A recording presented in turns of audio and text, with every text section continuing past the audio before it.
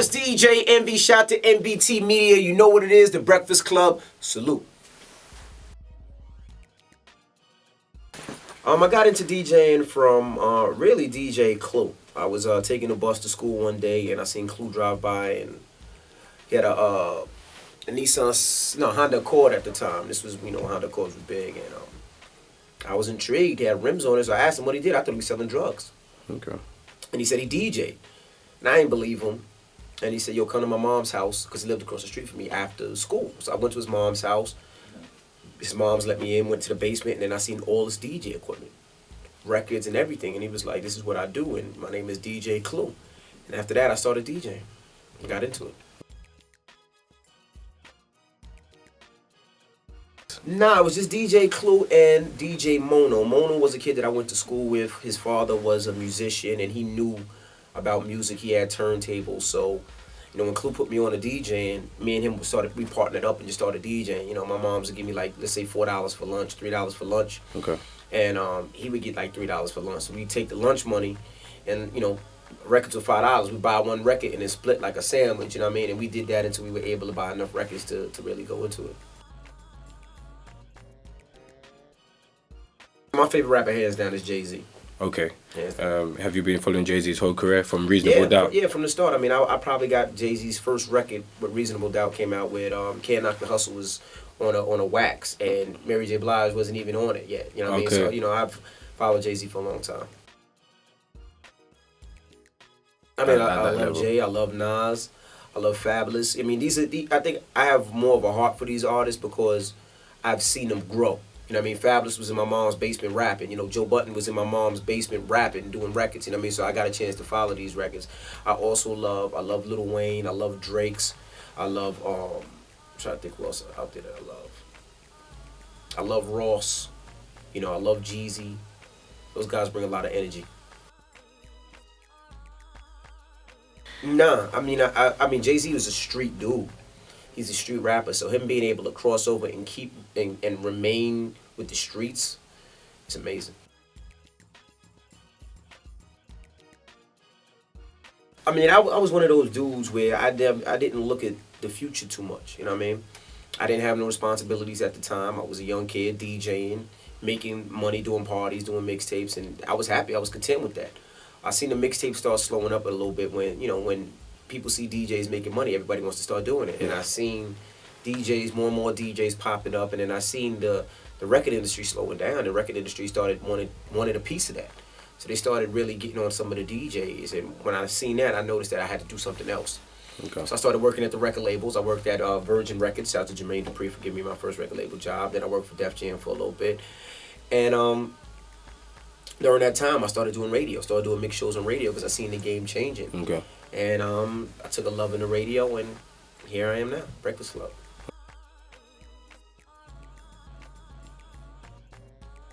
I mean, I love the music industry now. You know what I mean? It's some people don't like it. This is not no lyricism, but I mean, every artist back then wasn't a lyricist. Every artist that came up in the last 10 years are not lyricists. So I love listening to your Chief Keefs and your Waka Flockas, and then I also love your Schoolboy Q's and your Kendrick Lamar's and your J. Cole. So, I mean, I think it's a great balance. You know what I mean? I'm not mad at it. I mean, anything that's going to make people dance, give people an emotion, I'm a fan of.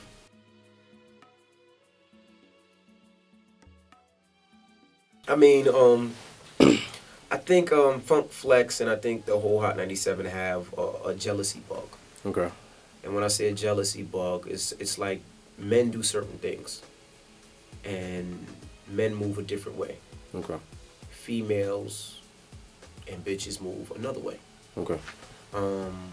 He decided he wanted to move that way. That's fine. You know what I mean? I don't hold no bad bearings to him. I mean, if that's the move he feels he has to make, then he has to make those moves. I'm a little different when I move. Okay. I make moves that I think is best for me, best for my family, best for my brand. That's just me. You know what I mean? If you look at me, you see me. If you look at my Twitter, you see I'm with my family, I'm with my kids, I'm with my team. I ride with my same team. I spend my own money, and I'm good in my own skin. See, that's the difference. I'm good in my own skin. I appreciate who I am. I love my family. So if that's a move he wants to make, he has to live with that move. Okay. He has to live with how people look at him and what he's done, because it didn't affect me. You know, if that move was done to affect me, obviously it didn't. We're still on the #1 morning show. I'm still with my family, and those are the most important things to me. So as far as a man, he has to live with that. I ain't got to live with that. I'm good. I don't have no animosity for anybody. Okay. But, you know, at the end of the day, I'm a man. It can always go left or always go right. Okay.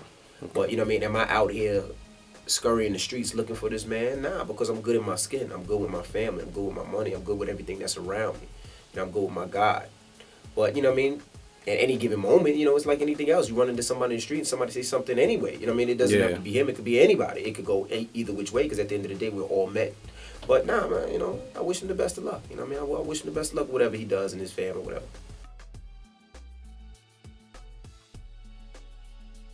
And this is the thing where I talk about, you know, where I'm good.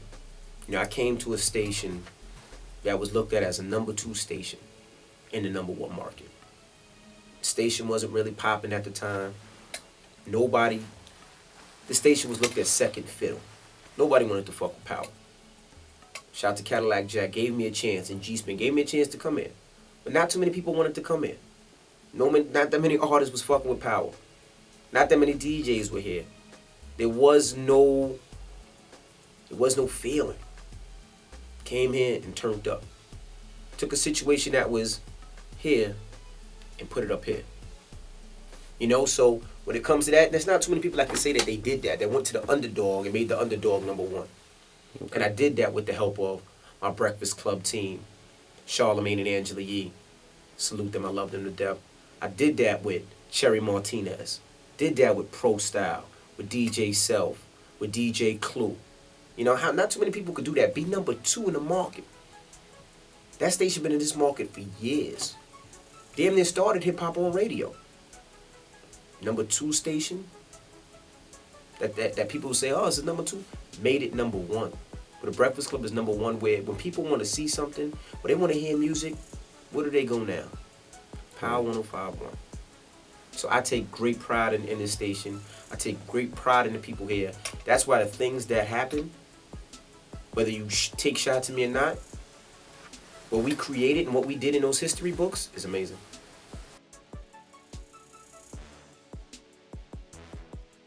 Nah, I mean, you know what it is? It's like, you know, sometimes we take it too far, but, you know, it's like having a brother and a sister. Like, you know, you wear something that look horrible, they're gonna tell you. You know what I mean? You do something that's kind of suspect, they're gonna tell you. And, you know, all our lives are open. It's an open book, so we go at each other all day long.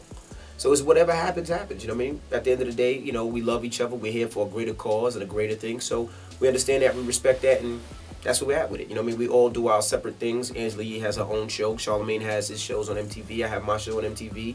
You know, I do 1,000,001 shows, 1,000,001 parties. So it's like, you know, it's like Voltron. We all separate, but then when we come back, we're a hard beast to stop.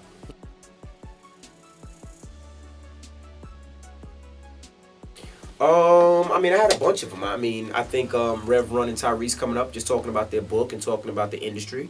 I think Ray J calling and wilding out and flipping out. I think that was amazing. I think Gucci Mane stopping through here was amazing. I mean, it's sometimes it's not even the major artists. It's just those regular artists that's trying to make it and trying to break it to come up here, and those are the best interviews because they give their true, honest feelings.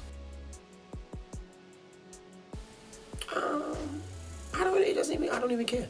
Okay. And when I say that, it's not me being arrogant, but you know, I don't think an artist can make the Breakfast Club.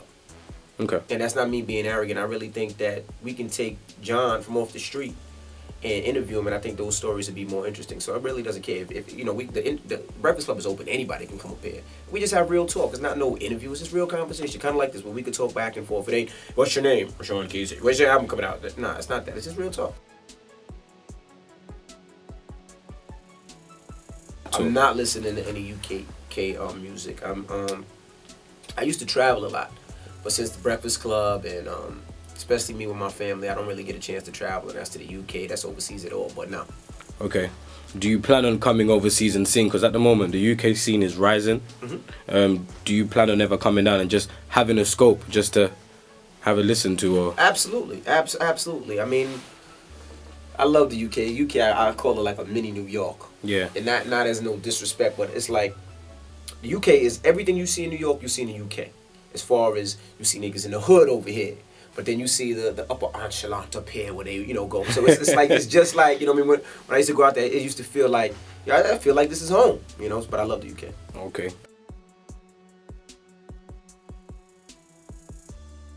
I have no album on slate. I did 2 albums. I did one on my own and I did one with Red Cafe. You know what it is with my job is it's like artists are a different breed.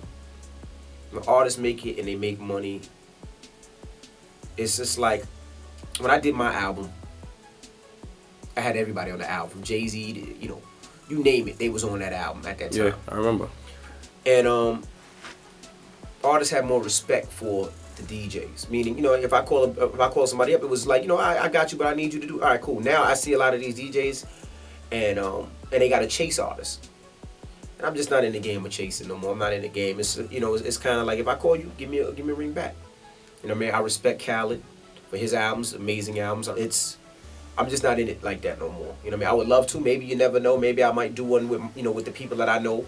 Okay. The family. Whether it's Ross, whether it's Sierra, whether it's Future or Rocco, or my family that I fuck with. Maybe I might do an album, but I don't know.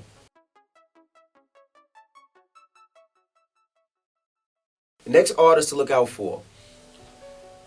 I love Schoolboy Q.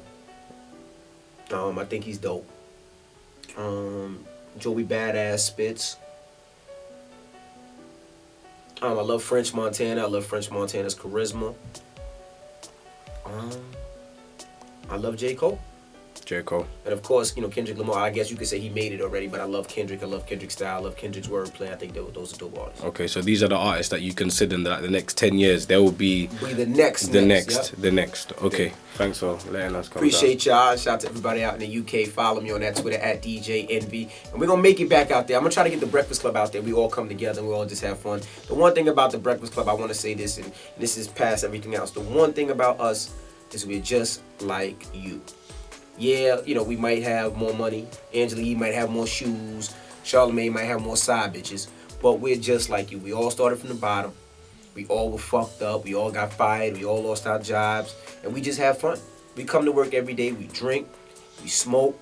We have a good time. And we invite you in. It ain't no we shitting on you or we looking down on you. When I post a picture of a car or I post a picture of my sneakers or I post a picture of my kids, it's not to say fuck y'all. It's to be like, damn, this nigga came from where I came from. And he made it so I can make it too. And the same thing with Angela Yee and the same thing with Charlamagne. We done put in our work. Nothing was ever handed to us. I started from doing a mix show at midnight. 1 hour mix show at midnight. Charlamagne was an intern, got fired 52 times. Angela Yee was interns for, you name it, from Wu-Tang to name it. So when you look at us, just remember we just like you and we always invite you in. So if you see us, you want a picture, you want to say hello, you want to shake our hands, you got to ask us a question, absolutely positively do it because we here for you, because if it's not for y'all, you wouldn't be here.